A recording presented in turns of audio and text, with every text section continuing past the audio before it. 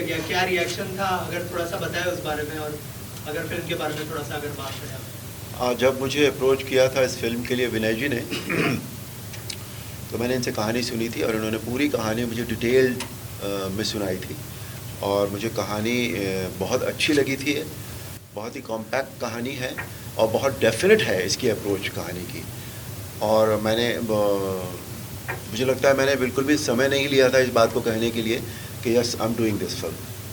तो मुझे इनके साथ काम करके भी बहुत अच्छा लगा। फिल्म अच्छी बनी है बहुत, और आई एम श्योर कि सबको बहुत बहुत पसंद आएगी।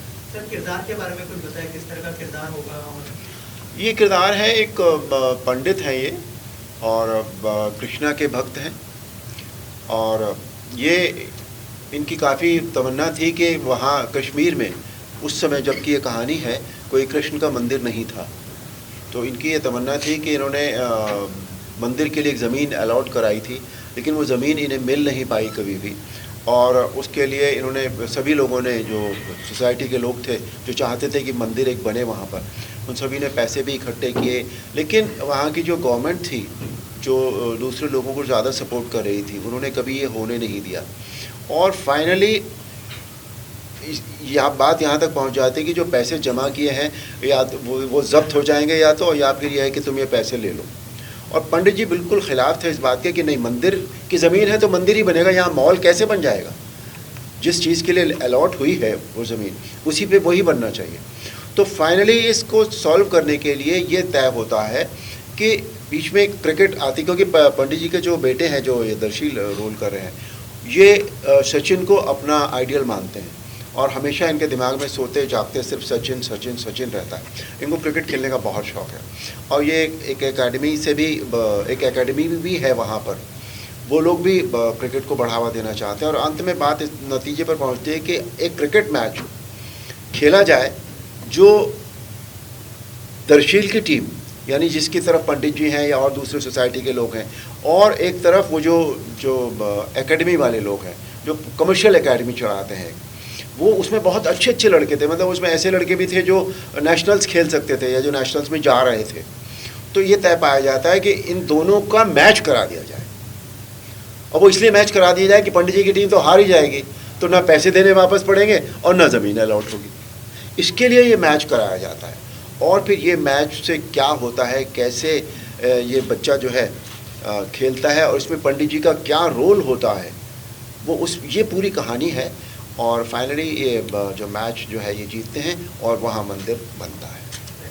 दर्शन, आपसे जानना चाहूँगा, कितनी गर्व की बात थी कि आप सर के साथ काम कर रहे थे और थोड़ा सा ब्रेक भी लिया था आपने, 2-3 म्यूजिक वीडियो की, और अब जो लगातार दूसरी फिल्म कर रहे हैं आप ये शूट, तो क्या कहना चाहेंगे? अगर थोड़ा सा बताएं उस बारे में, और थोड़ा सा अगर किरदार के बारे में बात करें, कैसा एक्सपीरियंस रहा सर के साथ काम करने में? ये फिल्म क्रिकेट पर, बेसिक थीम इसकी क्रिकेट में है, और वो मेरे लिए एक dream come true sort of था। माय फादर हैज़ बिन एक बहुत बड़े क्रिकेट फ़ैन। इनफैक्ट वो क्रिकेट खेलकर अपने कॉलेज के लिए बहुत सारे ट्रॉफीज़ भी जीते थे। उन्होंने मुझे ऐसे दिखाया था, ये तेरे अवार्ड्स और ये मेरे क्रिकेट के अवार्ड्स हैं। तो मुझे भी बहुत मन करता था, एंड मुझे इनफैक्ट कुछ थोड़ा वक्त मिला था 6-8 महीने का कुछ ट्रेनिंग ज्वाइन करने का, लेकिन मैं वो कंप्लीट नहीं कर पाया क्योंकि मेरे दूसरे कमिटमेंट्स थे। तो वो ऐसा कहते हैं ना कि फिल्म के थ्रू कहीं ना कहीं तुम्हारे सपने तुम पूरे कर सकते हो। तो ये मुझे क्रिकेट खेलने का मौका मिला होकस बुकस में, और मैंने विनय पाजी को उन्होंने बोला तेरा स्माइल क्यों कर रहा है, क्योंकि उन्होंने मुझे बताया कि क्रिकेट का है, तुझे कुछ नॉलेज है। तो मैंने बोला सर बस मुझे यही करना था बहुत टाइम से। एंड ही इज़ लाइक बहुत ढेर सारा क्रिकेट खेलना है तुमको, एंड यू नो ट्रेनिंग करनी पड़ेगी। तो आई वॉज इन वंडरलैंड, मुझे बहुत ज़्यादा मज़ा आया ये सब करने में। एंड सेट पर इनफैक्ट ऐसा होता था कि हम क्रिकेट खेलने में टाइम वेस्ट करना शुरू कर देते थे, क्रू वाले भी सब जुड़ जाते थे हमारे साथ। सो वो बहुत याद भी आती है उसकी कभी कभी कि यार सेट पर क्रिकेट खेला तो बहुत मज़ा आई थी। So overall it was a very memorable shoot. And Arun sir के साथ काम करना मतलब एकदम सीधी बात है। आई मीन फॉर मी, मैं ऐसा सोचता हूँ कि मैं कितना सीख सकता हूँ, मैं कितना समझ सकता हूँ। मैं ऑब्जर्व कर रहा था उनको, एंड वो जब बात करते थे विनय सर के साथ, सोम सर के साथ, कि जब वो लोग सीन एक्सप्लेन करते थे एक दूसरे को, तो वो जो वार्तालाप होता था, मैं थोड़ा सा ऐसे घूमता था आसपास, मैं पूछता था क्या पूछा ये वो, क्योंकि मुझे बहुत क्यूरियोसिटी होती थी अप्रोच जानने की, और वो सुनकर मैं बहुत फैसिनेट होता था कि इतना एक्सपीरियंस है सर के पास। मैं आई थिंक पैदा हुआ उसके बहुत साल पहले से वो काम कर रहे हैं, वो एक्टिंग कर रहे हैं। सो कैसे ये क्या मतलब किस तरीके से वो ये लाते हैं, ये सवाल आते कहाँ से है? You know it's just passion at the end of the day. And मैं बस वही सोचता था फिर हर रात घर जाकर, I used to be like यार इस यही टाइप की मेरी एक लेगेसी होनी चाहिए, कि यही टाइप का मुझे इंस्पिरेशन मिलता था अरुण जी के साथ काम करके। एंड या ओवरऑल आई मीन ये फिल्म, मेरा कैरेक्टर अर्जुन का है। मैं क्रिकेट का बहुत बड़ा फ़ैन हूँ, एंड जैसे अरुण जी का कैरेक्टर कृष्ण भगवान में मानता है, तो मैं सचिन भगवान में मानता हूँ। मेरे लिए मेरी पूरी लाइफस्टाइल उनके आसपास मैंने डिज़ाइन की हुई है। जो चीज़ मुझे एक्चुअली बहुत अट्रैक्ट की इस कैरेक्टर की तरफ वो थी कि बहुत कम, वो क्या होता है कि कभी कभी कम उम्र के लोग बड़े उम्र के लोग के सिचुएशन में फंस जाते हैं, और उस टाइम पे बहुत सारी चीज़ें हो जाती है। कभी कभी तुम अटक जाते हो, फंस जाते हो, इमोशनली प्रॉब्लम हो जाता है, और कभी कभी तुम अडेप्ट कर लेते हो, कभी कभी तुम डिसाइड करते हो कि मुझे सही चीज़ जो मेरे हिसाब से वो मुझे करनी चाहिए, जो तुम्हारे संस्कार हैं, जो भी है तुम्हारी लाइफ एक्सपीरियंसेस हैं। सो वो जो ट्रांसफॉर्मेशन जो एक आता है इस कैरेक्टर में, वो मुझे बड़ा इंटरेस्टिंग लगा, क्योंकि वो जब ट्रांसफॉर्मेशन आता है तो ये ऑडियंस को ऑटोमेटिकली समझाता है कि तुम चेंज कर सकते हो, इट्स नेवर टू लेट। आज तुम्हारी लाइफ में कुछ भी हो, तुम अटकने मत जाओ, तुम्हारे चेंज करने की ताकत तुम्हारे अंदर ही है। तो यही इस फिल्म में था, और वही उसी के कारण मुझे लगा कि यार इसका ये करने में मज़ा आएगा। एंड मैंने बस सर को यही कह रहा था कि अभी ऑलमोस्ट 1 साल होगा अभी हमें मिलकर, 1-1.5 साल I think, and here we are, film ready है, एंड आप लोगों को दिखाने की बहुत ही एक्साइटमेंट है। आज के दौर में सर ऐसे कई फिल्में बन रही हैं जो सेंसिटिव होती हैं, सेंसिटिव इश्यूज होते हैं, लेकिन जब फिल्म प्रोजेक्ट्स होता है तो एक जो वर्ग होता है वो तो एंटरटेनमेंट फॉर्म के तौर पर देखता है फिल्म को, लेकिन एक दूसरा वर्ग होता है जो शायद ज़्यादा सीरियसली लेता है फिल्म मीडियम को। वो क्या कहना चाहेंगे कि कश्मीरी पंडित पे या कश्मीर पे बार बार फिल्में बन रही हैं, तो वो चीज़ कहाँ तक आप क्या कहेंगे इस चीज़ को लेकर? देखिए, जो हमारी ज़िंदगी में हो रहा होता है फिल्में उस पर बनती ज़रूर हैं। ऐसा नहीं है कि पहली बार हो रहा है, ये जो भी टॉपिक होता रहा है उस पर फिल्में बनती रही हैं। और ये जो टॉपिक है ये बहुत बड़ा है और बहुत बरसों से चला आ रहा है हमारे साथ, और इस दिशा में काम भी बहुत हो रहा है। वरना पहले ये जो भी कुछ हुआ है वो बहुत सालों से हो रहा था, लेकिन फिल्में नहीं बनती थी।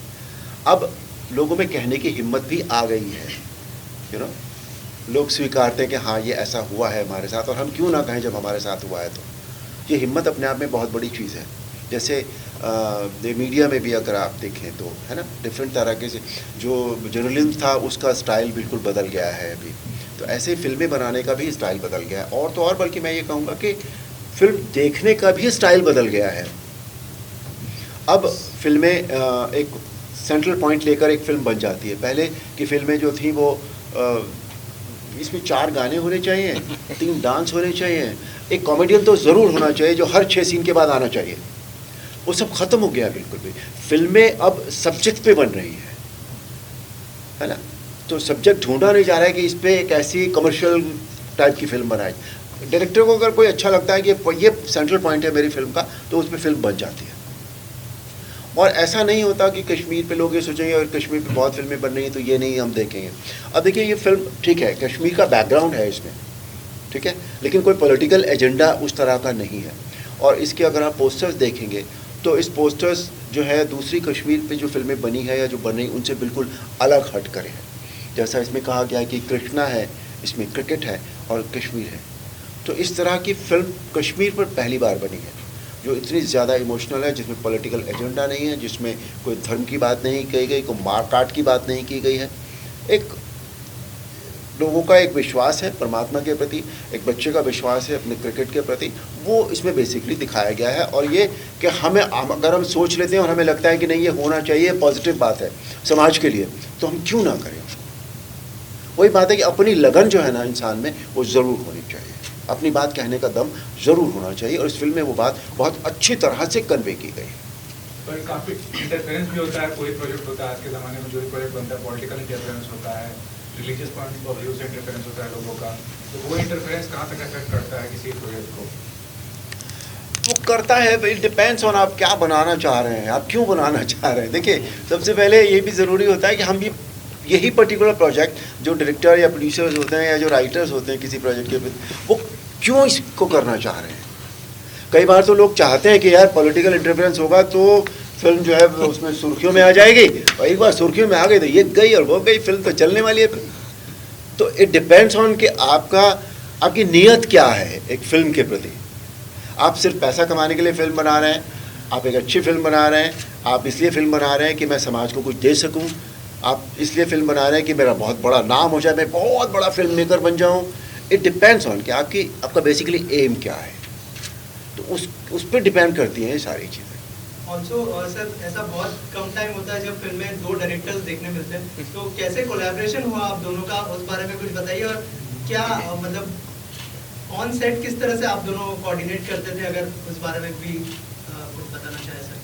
मैंने तो सबसे सौमित्रा जी को मैं मिला था एक शो के दौरान, एक शो मैंने बनाया था पहचान, उसके स्क्रीनिंग हम जब स्क्रीनिंग कर रहे थे तो मुझे सौमित्रा जी मिले थे मेरे दोस्त के थ्रू। तो बड़ा इन्होंने जो काम किया है नसरुद्दीन शाह साहब के साथ, बहुत ही गहरा काम किया हुआ इन्होंने।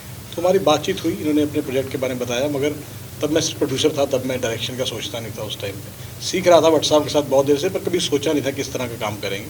डायरेक्टर की खोज हो रही थी, पर जिस भी डायरेक्टर को मिला कहीं ना कहीं वो जो एसेस, जैसे अरुण सर ने बताया कि जो फिल्म का एसेस होता है ना, जो जिस वजह से बनाई जाती है, वो कहीं भी अस्त व्यस्त हो रहा था। काफ़ी डायरेक्टर को जब मैं मिला कि कहीं ना कहीं हर कोई आज की डेट में कमर्शियल एंगल और ये मुद्दा ढूंढता है जब आप कश्मीर बोलते हो, मगर मेरी फिल्म की जो कहानी है वो कश्मीर में इसलिए है कि कश्मीर एक ऐसी जगह है जहाँ पे आई थिंक सचिन को लोग बोल सकते हैं कि ये गॉड ऑफ क्रिकेट नहीं है, Shoaib is better than Sachin, और पूरी इंडिया में मुझे लगता नहीं कि तो एक रीज़न है कश्मीर में हमें कहानी को रखने का, और उस वजह से मैंने ये कहानी को सोचा।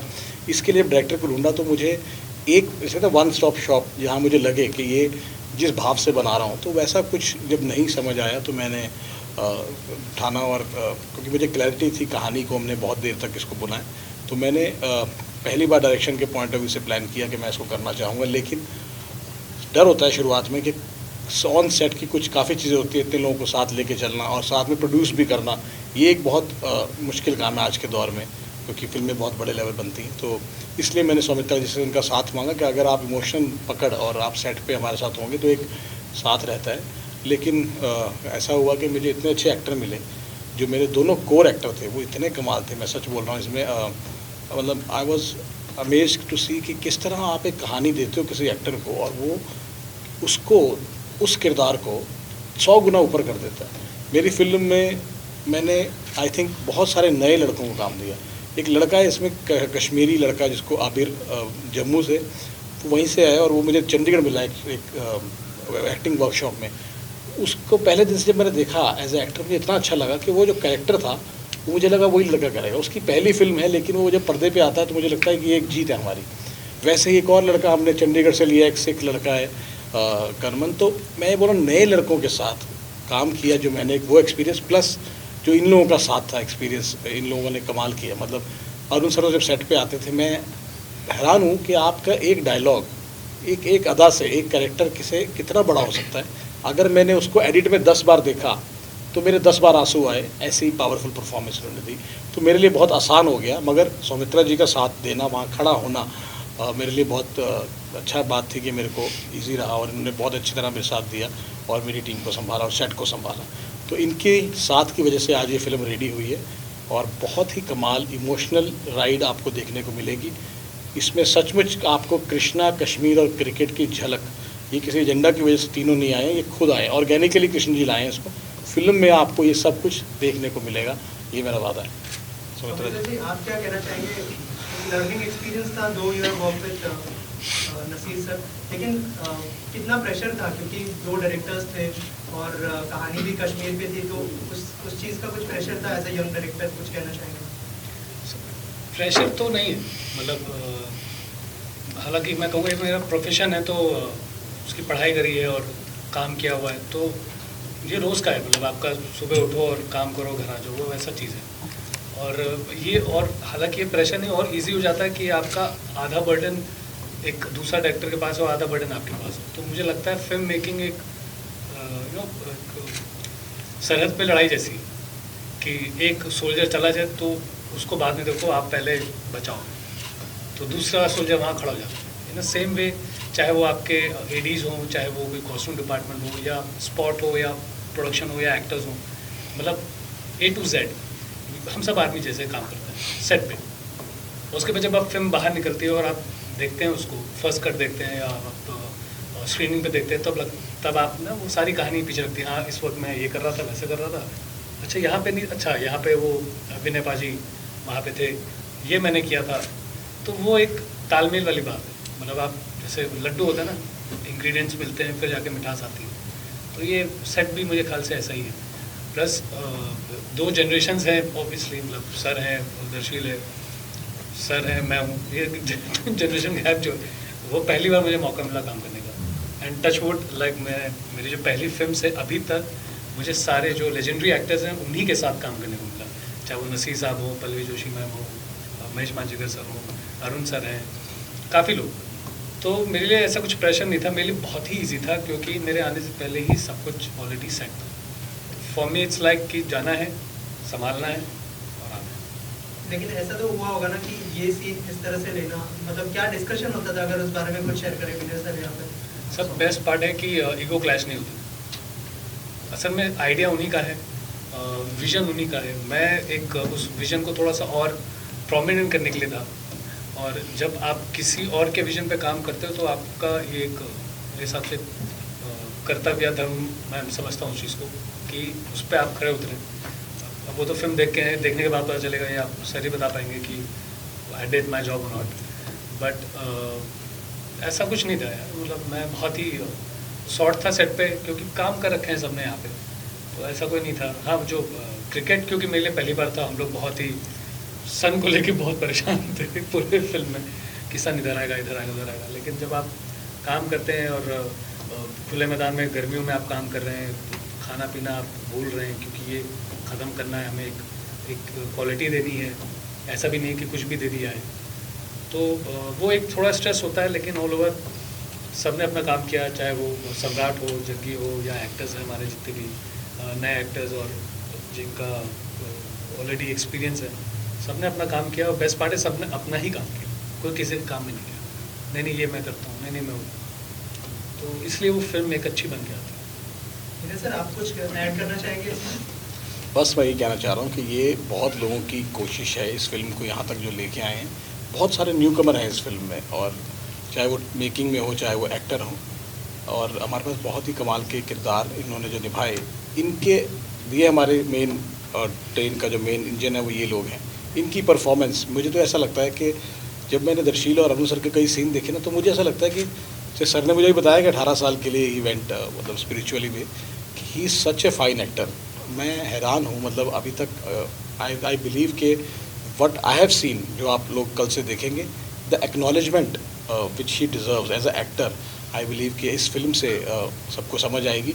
अगर एक नया डायरेक्टर अरुण सर से ऐसा काम करा सकता है, तो मुझे लगता है कि सम रिनाउंड एक्टर जिनको लगता है कि वो बहुत अच्छा काम करते हैं, उनको सोचना पड़ेगा। क्योंकि मैं इतना कंफर्टेबल था और इतने अच्छे शॉट्स मैंने देखे कि I am so much thankful. और आप सबको ये फिल्म देखनी चाहिए, फैमिली के लिए और हम सब की कोशिश के लिए। एक सच्ची बात लेके आ रहे हैं, कोई एजेंडा के साथ नहीं आ रहे, कि विश्वास के साथ अब आप चलते हो। कोई चाहे सचिन के साथ विश्वास रखता है, कोई कृष्ण के साथ। आखिर में जो सही रास्ता है वो कैसे मिलता है, कैसे सारे एंगल्स मिलके एक जगह आ जाते हैं, मंदिर कैसे बनता है, इस पूरी कहानी को देखने के लिए कल से आप थिएटर में जाइए। बहुत ही लिमिटेड रिलीज़ है, PVR ने इसको डिस्ट्रीब्यूट किया है, पूरे इंडिया में इसकी रिलीज़ है। आप इसको देखिए और इसको शेयर कीजिए। ये मे बी मार्केटिंग वाइज इतना ग्लिटर आपको नहीं लिखेगा, लेकिन कंटेंट वाइज आज की डेट में कोई भी बड़ी फिल्म हो, आई एम श्योर कि will stand at far much bigger than that. ये मेरा आप लोगों से वादा है। आखिर में जो है अरुण सर एंड दर्शील, आप क्या मैसेज देना चाहेंगे ऑडियंस? क्या कहना चाहेंगे सर ऑडियंस? आप दीजिए। आई थिंक आप जब कोई फिल्म देखने जाते हो और आपको अगर वो पसंद आती है, वो आपकी फैमिली के साथ आप जुड़ना, आप वो एक्सपीरियंस करना चाहते हो, यू नो, वो एक अच्छा क्वालिटी टाइम साथ में स्पेंड करने का मौका मिल जाता है।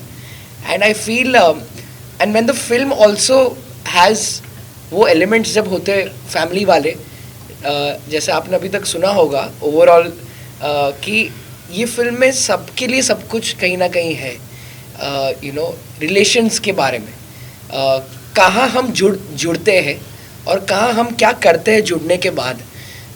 You know, like Vinay sir said recently कि कैसे करंटली सिनेरियो ऐसा हो गया है कि सब जुड़ नहीं रहे हैं अभी, वो दरारें आ रही है हर जगह वगैरह पे ध्यान दिया जा रहा है. इस फिल्म में हम एक यूनिटी सॉर्ट ऑफ दिखाने की कोशिश कर रहे हैं. इसमें जो एक हमारे एक sort of negative character play कर रहे हैं सज्जाद दिलफरूज सर, जो एक एमएलए का कैरेक्टर प्ले कर रहे हैं, लेकिन वो भी आउटराइट विलन नहीं है, उनका भी कोई एक रीज़न है उसके पीछे.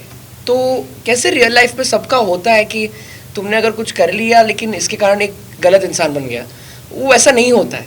वो एक सिचुएशन है, एक डिसीजन तुमने लिया और उसके बाद भी टाइम है तुम्हारे पास, तुम उसको भी और सुधार सकते हो. तो वो एक इम्प्रूवमेंट इंस्पायर करने के लिए हमने इस फिल्म को बनाया है. And I feel that specifically when you go with your family, specially with your father, अगर आप अपने पिताजी के साथ एक फिल्म देखने जाते हो तो आपको बहुत मज़ा आएगा, क्योंकि इसमें पहले ऐसे होता है कि you know, you idolise your father जब आप छोटे होते हो, और फिर थोड़ा ऐसे रिबेलियस बन जाते हैं कि थोड़े अलग अलग पेजेस पे होते हैं, क्योंकि जैसे बताया इनका फेथ अलग है, मेरा फेथ अलग है इस फिल्म में, तो थोड़ी दरारें आती है, लेकिन फिर फॉर द ग्रेटर गुड जुड़ जाना, वो छोटी एज में आपको वो समझ आ जाता है कि यार एक फादर की एक्सपेक्टेशन होती है कि यार मेरा बेटा मुझे समझे, और एक बेटे की एक्सपेक्टेशन होती है एक फादर को सबका के सपोर्ट के लिए. तो वो उसको बहुत प्यार से विनय सर और सोम सर ने दिखाया इस फिल्म में. सो आई थिंक आइडियली ये बिल्कुल आप अपने पूरे फैमिली के साथ देख सकते हो. इसमें कोई ऐसे, बिकॉज इट्स कश्मीर, तो लोगों को डर रहता है कि यार इसमें वो वायलेंस वगैरह या ये सब डाल दिया रहेगा, तो वो सब तो नहीं है ज़रा भी, एक सेकंड का भी ऐसा कुछ नहीं है. It's all pure love and pure passion. Cricket है हमारे यहाँ पर, वर्ल्ड कप की हवा है, तो आपको भी कहीं ना कहीं एक रिलेट होगा. So I think it will be a good experience अगर आप जाते हो, और अगर आपको पसंद आती है आप प्लीज़ शेयर कीजिए सबके साथ. आप कुछ कहना चाहेंगे ऑडियंस से? एक ऐसी फिल्म है जिसे हम अपने पूरे परिवार के साथ देख सकते हैं और एंजॉय कर सकते हैं. सबके लिए इसमें सब कुछ है, क्योंकि परिवार में कई लोग होते हैं, सबके मिजाज अलग अलग होते हैं, उनकी पसंद भी अलग अलग होती है. जैसे न्यूज़ के बारे में ही होता है कि कुछ सेलिब्रिटी न्यूज़ सुनना पसंद करते हैं, कुछ पॉलिटिकल न्यूज़ सुनना पसंद करते हैं, कुछ क्राइम न्यूज़ सुनना पसंद करते हैं. तो इस फिल्म में ओवरऑल परिवार के लिए, परिवार के साथ बैठकर आप आराम से ये फिल्म देख सकते हैं. अदरवाइज़ बड़ा मुश्किल हो जाता है आजकल, पूरे परिवार के साथ आप फिल्में नहीं देख पाते. पहली बात तो ये बहुत अच्छी फिल्म है, बड़ी सधी हुई फिल्म है.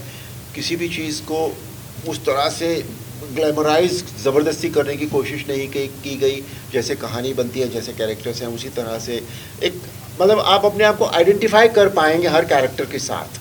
इसमें सबसे बड़ी बात यह है इस फिल्म में.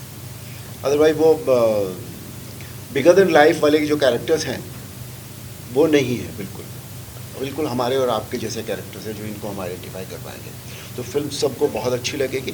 और मैं फाइनली यही कहता हूँ कि भाई अगर आपको कोई चीज़ अच्छी लगती है तो वो थोड़ी बहुत कहीं ना कहीं आपके अंदर ज़रूर, आपके सबकॉन्शियस में अच्छी बातें हमेशा चली जाती हैं. So let it go inside, you love it.